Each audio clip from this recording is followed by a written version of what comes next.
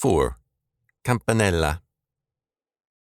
Tommaso Campanella, 1568 to 1639, a Dominican monk more interested in physics than in theology, was, in his City of the Sun, still more concerned with politics than science, although the scientific aspect was present.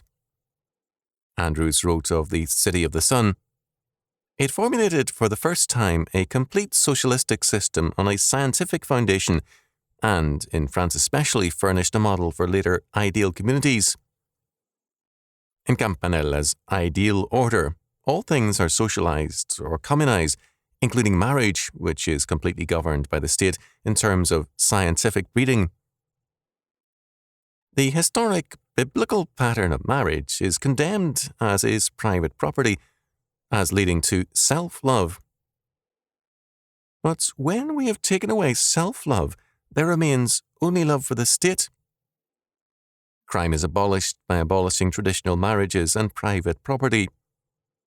Moreover, the race is managed for the good of the Commonwealth and not of private individuals, and the magistrates must be obeyed, for children are bred for the preservation of the species and not for individual pleasure, as St. Thomas also asserts.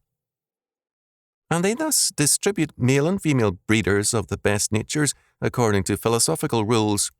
And why not?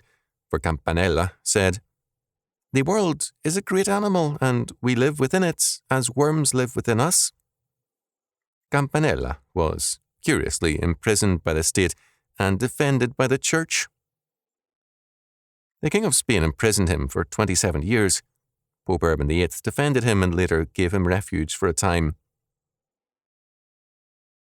The basic form of utopianism was now shaped for modern man to apply to this social order. The state, or better, the scientific socialist state, is the great and ultimate order, the order of unity and man's saviour.